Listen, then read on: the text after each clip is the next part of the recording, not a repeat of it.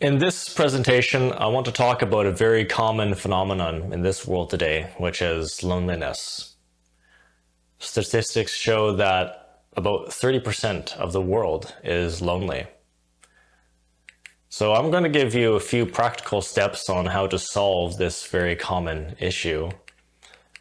First off, if you're a very lonely person, it could be because your search specifications are very narrow. So my first suggestion is to try to broaden what you're looking for. What if you're somebody who has this innate desire for social status? Imagine attending a party and spotting someone in the center basking in the limelight.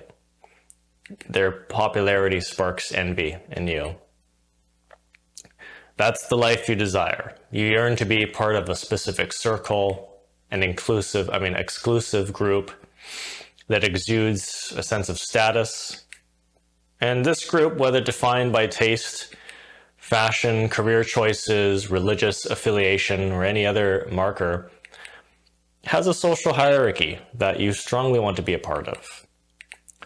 If you're this kind of person, this is really going to add a level of challenge for you, because now you're limiting yourself to a very specific and narrow demographic.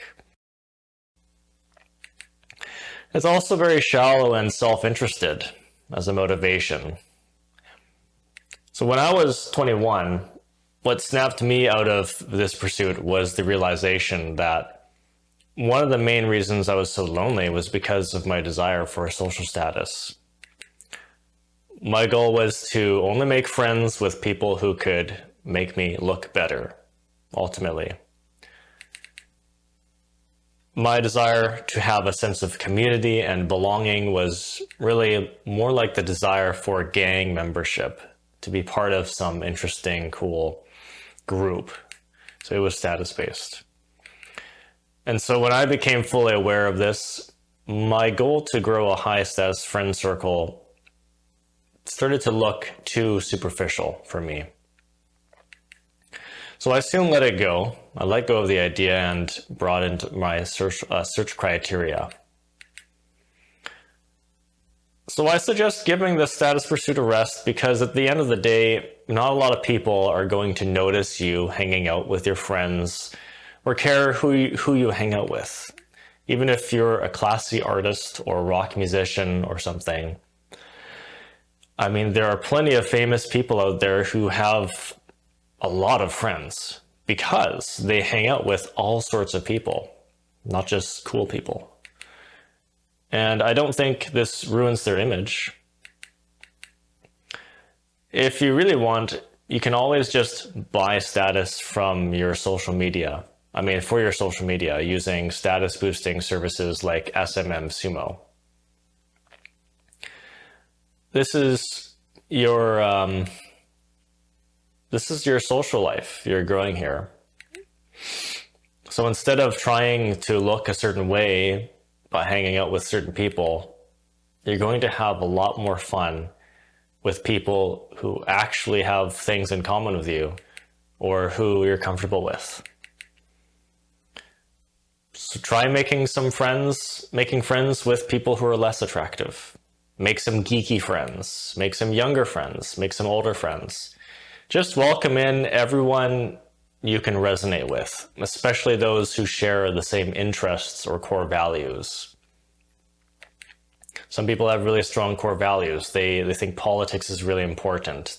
They have a responsibility. They think people have a responsibility to make the world a better place. Other people value family or morals. So look into those things that matter the most to you, or it might be hobbies. The next thing I encourage you to do is consider becoming more relatable. If you don't have a lot of interests or hobbies, or if you aren't familiar with the things that are going on in the world, then this is another limitation. Think about why other people would want to be your friend and spend time with you. If all you do every day is work, go home, smoke weed, and watch Netflix, then what else is there about you that would make people want to be your friend? And you don't have to become a people pleaser, because that's not good either. Then you're just lying to yourself about who you are and what you like. But I suggest picking up a hobby or two and some subjects that you find interesting, and you'll be setting yourself up to make new friends. And just make sure it's something you genuinely are interested in. Otherwise, you'll just end up boring yourself with the wrong hobbies and the wrong people. If you want to explore a new culture, it's a good idea to do a bit of research before jumping into a social setting. Because with art culture, for example, or politics too, artists and politicians are very passionate about their work, and they're always busy. So they want to stay within their established friend circles, and they don't make time for anything more than that usually. And not a lot of people are willing to take you under their wing and just teach you everything you should know about a culture, unless they see a lot of potential in you and find you charming. You would otherwise have to show them that you're very serious about learning and acquainting yourself, becoming familiar. I know not everyone likes to read books or take in a lot of information on a regular basis because they think they don't have time, but without exception, you can make some time to study one or two subjects at once every day. Even 15 minutes a day will get you somewhere. People like Tai Lopez read a book a day. He often reads 3 books a day, actually. If you follow him, he actually reads 3 books a day. He speed reads and he smart reads when he's eating breakfast, during lunch, or before his nap, and before bed. And successful people do this by just reviewing the table of contents and only choosing to read relevant chapters and paragraphs. That's smart reading. On the internet, there are countless YouTube videos and forums for every subject. We know this. But I personally like books because books have a beginning, middle, and end, which means that the author has found a way to explain almost everything about a subject. So you may not have to do very much digging after. And unlike YouTube videos, books also have to go through a publishing process, which means that the information inside tends to be more legitimate. I always try to listen to my books, whether I do that through Amazon's Audible app or by listening to YouTube lectures with my phone screen off, using Brave as my browser, because standard YouTube otherwise doesn't let you listen to videos with your screen off. Brave also has a built-in ad blocker, which works against YouTube ads. So the average book is about 7.5 hours long. So reading at an average speed for an hour a day is enough to finish a whole book in about a week, which is pretty good. That's much more than the average American, which is one book, about a book a month. Another aspect to making friends is the going out and networking part. In my previous version of this lesson, I included suggesting getting a networking card. Networking cards can be helpful because they allow you to give away your your contact information passively without having to ask for theirs. But I eventually came to learn through experience that networking cards don't help much when you give them away to people who you don't interact with on a regular basis. Because the truth is, the interest that people have in you when you meet them for the first time really won't last longer than a day if you don't find a way to put yourself in a regular routine with them. It's because you're just too much of a stranger and they have too much going on in their life. So this is a really crucial step. People are so comfortable with their social circles and so occupied with their own lives that they just don't care about or remember that nice stranger they met at the local band show last week, or last weekend. I mean, they have some interest, but it's just not enough to get them to reach out to you. It's usually just a matter of laziness. People want to hang out with you. They thought you were cool, but life gets in the way and they can't find time. They don't know what your schedule is. They don't know when it's going to happen. And it never ends up happening. So it's not that you're not interesting enough for them. It's just that you're not convenient enough because you're outside their routine and vicinity. You don't go to school with them. You don't work with them. So for this reason, it's so much easier to make friends at school or work. Which brings me to my next point. You have to do something interactive if you want to make friends. It'll help you so much. If you're going to school, start with the people who are taking the same classes, or take a different class that's more interesting for the sake of being around the right people. If you're not in school, I don't recommend that you sign up for college just for the sake of making friends. That's way too expensive for this purpose. But your workplace is a huge wellspring for friendly relations. We spend 6 to 8 hours a day, 5 days a week around the people we work with. So it makes sense to just put yourself around the right people. Even if you're not working full time with these people, even just to spend 1 or 2 days a week with them is enough to build rapport and familiarity and to build a bond. And so friendships blossom easily and naturally this way. Unlike the occasional club event or concert, your day job gives you innumerable opportunities to talk to people. And it's not awkward because you're at work. So you have to talk to people to get tasks done. And you also expect, instead of awkwardly jumping into a silent moment on the bus with somebody or at a club, you're expecting each other to talk to each other more and fill out the silent gaps usually when you're working. Otherwise, it's actually awkward to not speak. It can be a little bit strange to not speak if you're working with someone. A number of people on YouTube lecture about this, arguing the various reasons why your coworkers are not your friends. But if you look at the real practical world, most people's friend circles were developed from work, and people have no problem maintaining these circles. Yeah, there are some conflicts that can happen if there's an interest in status and hierarchy and your friend becomes a manager, that sort of thing.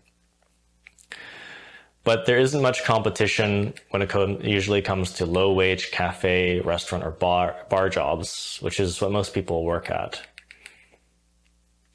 The potential antagonists in those places are the managers. So when employees are on the same hierarchy, they're just workers, employees, baristas, and bartenders and stuff, it's usually okay.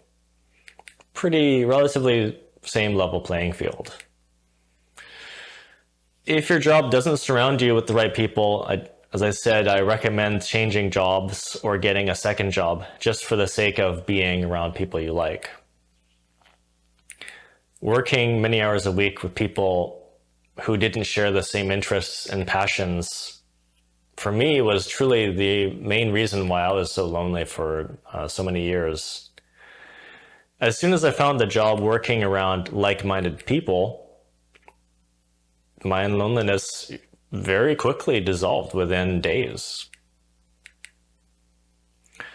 Now, outside of work, another great way to make friends is through meetup groups and hobby classes.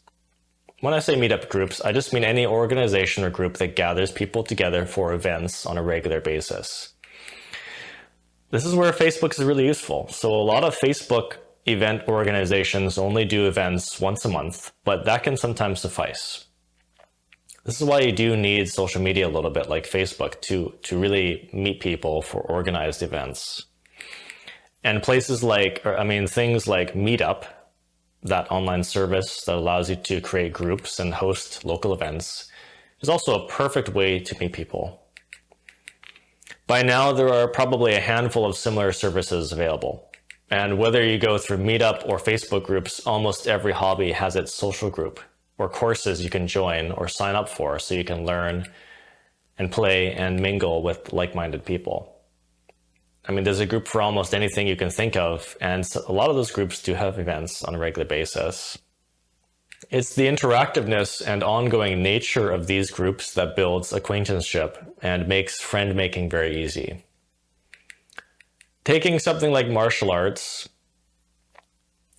dance, or electronic music production classes or camera workshops once or twice a week is perfect, but twice a month might suffice. Otherwise, places like concerts, bars, and clubs are usually very transient. You talk to someone after a rock show and you think you hit it off really well, and you did, but then they take 2 weeks to accept your friend request, and they hardly remember you. So you send them a few messages, you talk for a bit, suggest to hang out sometime, and it never ends up happening. The only cafes, bars, and clubs that will make you solid friends, and I know this from experience too, going to different places, are the ones that bring regulars once or twice a week. Then you have more chances to acquaint yourself with the same people, right? And they will reciprocate more and more to you that way. It's got to be a repetitive thing, right? You got to be like in someone's way, in a good way, and interesting at the same time. Then you can start creating that bond. Because I've been to different places regularly. I used to regular numerous clubs and hobby groups, basically underground art groups, going to these venues and stuff. And the only ones that really stuck, the people who really stuck, were just the random bars that I found that happened to just bring the same people there. And we had some things in common, and I would just talk to them every week. And lastly, so on how to do this, one way is this little tip. Some specific things you can say to people if you're not naturally outgoing and find it hard to start a conversation with strangers is when you're going out, you look for a venue with a lounge or a separate room where people chat. Because some clubs have a space, like a lounge space or a smoke room, more like or a space outside where people are smoking and hanging out. Because clubs and bars are really loud, right? So you want a place that's quieter, that you can hear the person, you don't have to yell at them. This is a better environment to meet people than crowded areas that are loud, as I said. Some cafes have bar tables and stools right in front of the barista area. So what this means for you is that you can talk to the employees much easier because you're sitting right in front of them. This is easier than restaurants. Of course, most bars are designed like this too. But some cafes, you can sit right in front of the counter because they have a bar section and bar stools and stuff. So what better regulars are there to talk to than the very people who work at the places you visit regularly? So once you find the lounge area or you sit at the cafe bar table in front of the workers and the baristas, you can relax and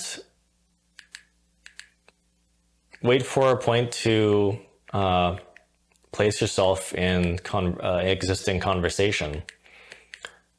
You can pay attention to conversations happening around you, and you look for that opportunity to chime in on a topic you're familiar with. And when you hear something interesting, you can use it as a springboard for conversation. This is actually known in social arts, the practice of social arts. This is known as an observational opener, right? You're opening a conversation with an observation. It's kind of like a functional opener. The functional openers, you use them to start a conversation by asking about how to do something. You want to know where to go, where is this place, how to get somewhere. But observational openers are also very useful. So for example, you could say, hey, Are you guys talking about that new John Wick movie? And if they respond positively, just add your own thoughts or opinions and just keep the conversation going that way. This bridges the gap between the opener and the conversation so that you can keep the conversation flowing. And what do you know? This is actually called, that second part of adding your own opinions and asking more questions is called a bridge in social arts. So at this point, just gauge their interest.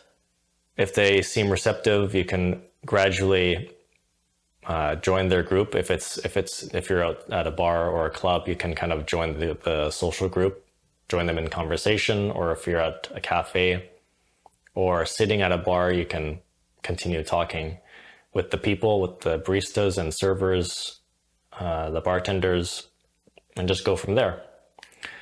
And of course, eventually you're in a position to grab their contact information, which is important. Otherwise, you'll lose the person maybe. So there you have it. These are my few practical steps on how to make friends efficiently, effectively. So good luck.